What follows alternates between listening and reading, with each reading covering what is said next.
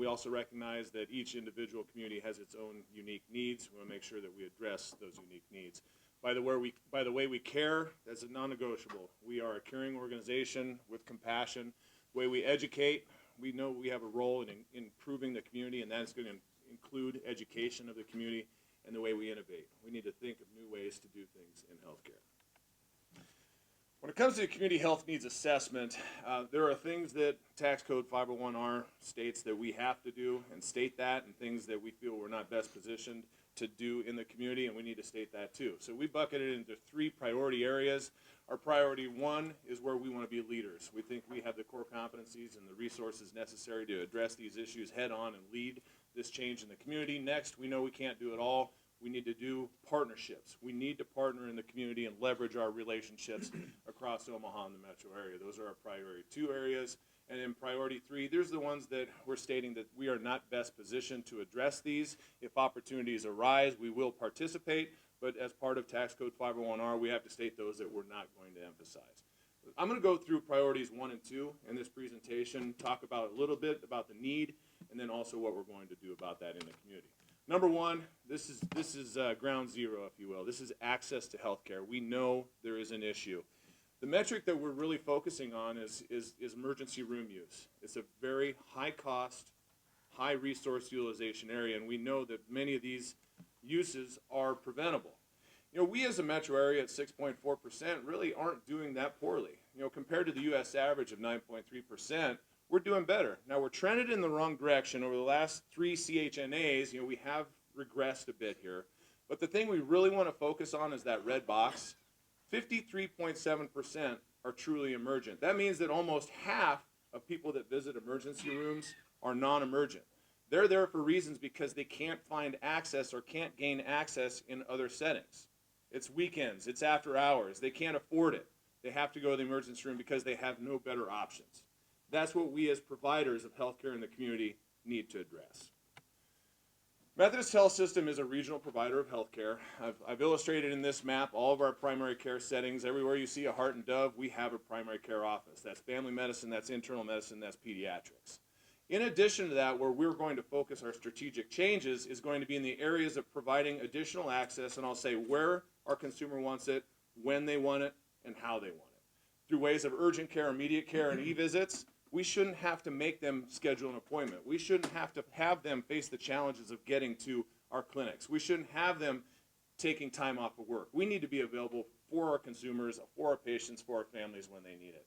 The other thing is we can't have burdens due to cost. Financial assistance policies across our health system, along with all the other health systems, are really going to aid in that and have been. The other thing is we're focusing on transportation strategies to allow patients to find us and get to us more easily with us providing transportation solutions. The other thing we're looking at from an access perspective is taking care to the community. We're putting locations in areas of need. Our Methodist Community Health Clinic located at the Kuntz Memorial Church is something we're very happy about. We've been asked to partner in that location. We have great growth. We're seeing people using this site.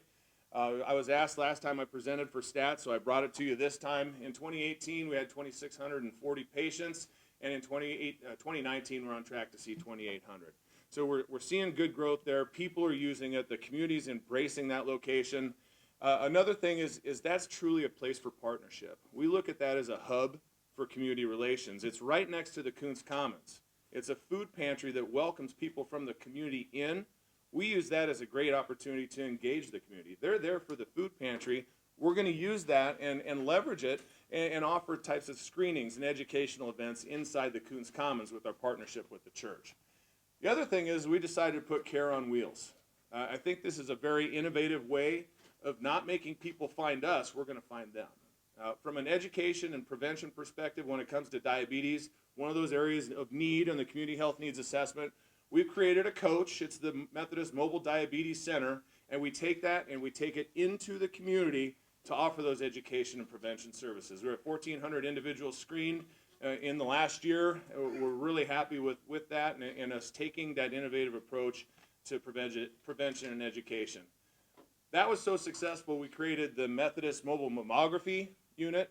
And this is an actual 3D mammography digital mammography inside of a coach that we can take to community locations. We've been at the federally qualified health centers. We've been at large employers. We're out there saying we need to get more early identification of breast cancer. Through our mobile mammography unit, we've seen 1,600 people in the first year of operations. We all know that social determinants of health are challenging.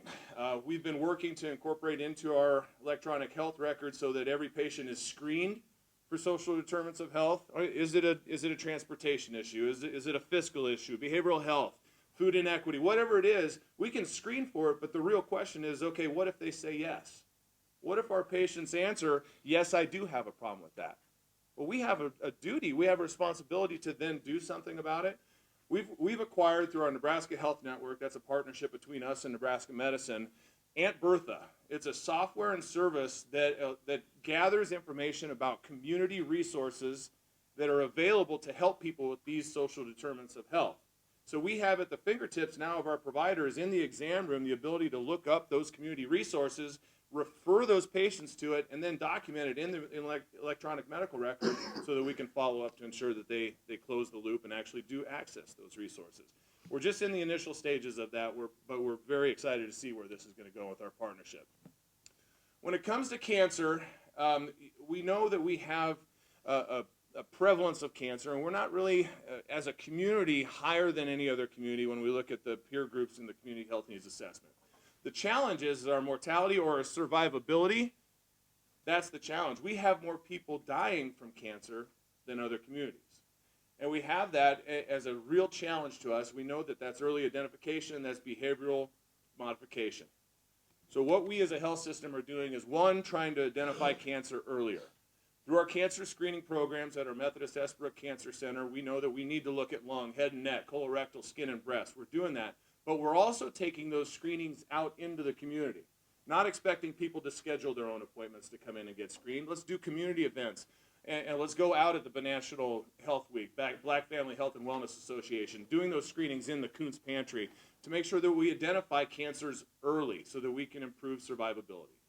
We donated land to Hope Lodge. We know that cancer treatment is not a one-day thing. It's a long process. And we have people coming in from a region that need housing. They need a place to stay while their loved ones are getting cared for. The patients themselves are getting cared for. And hotels are expensive. So Hope Lodge with the American Cancer Association is a great solution to provide those housing alternatives for patients receiving treatment.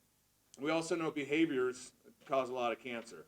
And smoking's number one on the list. So we're really focused on smoking cessation. We sponsor and co-partner with the No Tobacco Challenge to make sure we can get people either not start smoking or to be able to quit. We also provide genetic counseling across the community to other hospitals. When it comes to heart disease and stroke, that mortality or survivability is isolated. We have a disparity here. Now, if we look at races, we know that we have a bigger population, the metro area black population, than we do others. Well, what are we going to do about that? How can we improve that so that we don't have that disparity or inequity? Well, we participate with the Mission Lifeline. We work with the EMTs to make sure that when heart attacks occur, we streamline, we standardize the care that people receive. We want to make sure that those outcomes are the best that they can be because they go through a process that's streamlined, it's quick, it's efficient, everyone knows what they're doing, and it's standardized so they do it the same way every time. Specifically, we're working with the Black Family Health and Wellness Association, the North Omaha Community Care Council, to do those types of screenings. Again, let's identify high blood pressure or hypertension. Let's get out there and do prevention education, counseling, and then plug them into the care that they need to receive. We're doing a number of monthly screenings just like those, the blood pressures at the Kuntz Food Pantry. Mental health and substance abuse, we know this is a huge problem in our community. Here we see a disproportionate share of prevalence of chronic depression in a geographic area, Northeast Omaha and Southeast Omaha. We know where the problems are. What are we going to do to fix it? Number one, we're going upstream. We're trying to get in front of these behavioral health issues by getting in the schools. Our Methodist Community Counseling Program is in now all of the OPS high schools, all of the OPS middle schools, and since the last time I presented to you, we're now in all of the alternative programs. So we are now in every one of those areas, and we're seeing 8,300 kids a year. We are billing Medicaid now for those services. That's new since the last time I presented to you. When we look at our primary care offices, we know that we need to be able to provide resources for behavioral health. We're partnering with Lutheran Family Services to do that. When a behavioral health issue is identified in the primary care office, the primary care physician is not often equipped to address those issues. Where a professional licensed behavioral health specialist is, we've put them inside the clinic at our Methodist Community Health Clinic and have a warm handoff so that the primary care provider identifies the need and can then do a warm handoff to a specialist that's trained to address those issues. Something in our community that we know is an issue, it's opioids. This is something as a nation that we need to focus on. Methodist Health System has a reduction effort. We've reduced 740,000 prescriptions for opioids. We couldn't do that alone. We're definitely partnering. You can see the long list of folks that are involved in the efforts to reduce those opioids. When it comes to nutrition, physical activity, and weight status, there's a direct correlation between obesity and chronic health issues. And the thought is if we can prevent obesity, we can reduce the prevalence of chronic pain, activity limitations, poor physical health, diabetes, asthma. You go down all those chronic conditions. If we can reduce the amount of obesity, we can reduce the overall burden of those chronic conditions. Now, this was the last presentation I made to the board, this list was pretty small, and I committed to you that we were going to make this list bigger of what Methodist was doing in this space. We have partnered with the Food Bank of the Heartland.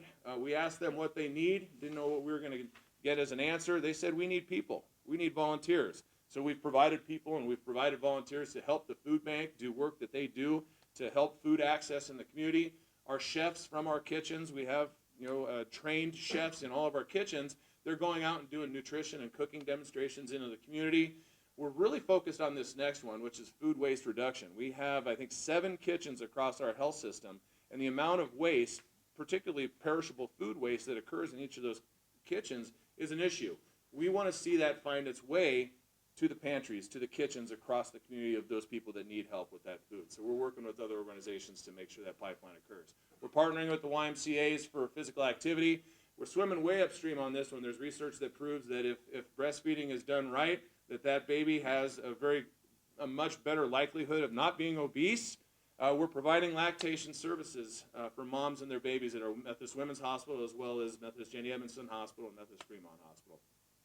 Partnering with Hy-Vee, when we have patients with known food inadequacies, we're providing food for them through the gift card program. Injury and violence, we found a very niche. We had to figure out where we were going to be in this space. We selected sexual assault. We want to assist the survivors. We obviously developed some best practices in how to assist survivors of sexual assault, mostly through our emergency rooms, but now we're taking those best practices and coaching and teaching other hospitals around the community. We are also working at the state level for advocacy to increase the amount of convictions that we see for offenders. Car seat education and shaken baby syndrome are also areas at the Methodist Women's Hospital that we're focusing on violence. Last one is sexually transmitted diseases. I know Douglas County has been focused on this for quite some time. We're now partnering with the Nebraska AIDS Project. We offer a free clinic, and we also offer rapid testing in our hospitals for sexually transmitted diseases. I want to shift gears, just highlight one thing that we found, and maybe if this, as other hospitals pay attention to these types of initiatives, that we can all get into this. We found a group of passionate people, and we have 8,500 employees. Within those 8,500, there's a group that are truly passionate about community work. They are our Methodist emerging professionals. It's a bunch of early careerists that want to figure out where they fit and how they can maximize their career. They are passionate about developing. They're passionate about becoming future leaders, but they're also passionate about making an impact. We sponsored that group. We created it a year ago. We said, you know what, if you're looking for development, you're looking for leadership opportunities, why don't we hand over a number of community-based projects, programs, let you develop them, let you organize them, and let you run them, and then you participate in them. We allowed them to do that. Just in 2019, they had over 100 hours of community service that they organized, that they identified, and that they did at organizations like the Food Bank, the Women's Center for Advancement, Phoenix Academy Together Inc., and Stuff the Pantry. Really excited to see where this one goes. It's a passionate group, and I'm really supporting them in their efforts. Okay, specific question was made to us to prepare information about Medicaid expansion. It's a difficult concept. It's not easy, and it's not something that we have even done yet. You know, we're still modeling. I tried to put this in the best terms that I can. I'm going to start on the left-hand side. Our total commitment to the community, which we've been tracking for quite some time, is $77.4 million. We always gauge that, or we normalize it as a percentage of our total budget. So that is 7.98% of our total spend. We have a strategic target that number should always be above 7%. And it always has since I've been presenting to you. So we're in the green there. We stratify it. We put it into 3 different buckets. The biggest bucket is our community health improvement. That's essentially what we invest back into the community. So of the 77.4, 53.4% goes directly back into the community in terms of time, effort, dedication to the community. The other 2 buckets are, 1, subsidized care, traditionally known as charity care or financial assistance. Okay, that's essentially the patients cannot afford it, whether their out-of-pocket expenses are too great or they simply don't have insurance. That's that bucket at $7.1 million. Then there's $16.9 million, and that is essentially the loss, or that's the amount that Medicare, Medicaid does not cover our costs. We can count that as a community benefit. So as Medicaid expands, number one, I want to point out, and we've done the analysis, that our contracts with Medicaid essentially cover about 80 to 85% of our costs. So that there's not a profit there, but there is more money in it essentially than there would be for an uninsured patient where you get no reimbursement. And that's the whole point of access, and that's the whole point of expanding Medicaid, is to provide additional reimbursement so that those patients aren't limited in terms of their access. So 2 things are going to happen with this, what we'll call new money. Number 1, the 20 to 15% is still going to be a loss, and that goes into the unpaid cost of public programs. That number will go up as the subsidized care will go down because people have new insurance. The rest of it, that 80 cents on the dollar to 85 cents on the dollar, gets reinvested in the yellow arrow back into the community. We see that as being able to take that, we'll call it new money, reinvest it in our medical homes for prevention, education, wellness, chronic disease management, into their coordination of care. These populations need a great deal of coordination of care. Make sure they get to the appointments, make sure that they get the care that they receive, and then also focusing on social determinants of health. Now, what I'll tell you in this next quote, access is key for residents of Douglas County. We have experience with this. We have a hospital in Council Bluffs. Iowa is a state that already expanded. Iowa has had this happen to them, and we've experienced exactly this in Council Bluffs. There's programs like Connections that came from this. It's a community partnership that does the behavioral health, that does the area of aging, that does all the needs that the community that they demand. That's where the funding for that comes from. So we have this experience in Council Bluffs, and we expect the same thing to happen here. The challenge is we don't necessarily know what the scale of that will be.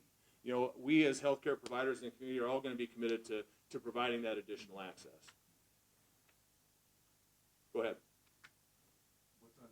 Say again what's unpaid cost of public programs? Essentially, we'll say a patient that comes in covered by Medicaid, the cost that it takes to care for those patients are not covered. 80% of them are, 85% based off the reimbursement that we get from Medicaid.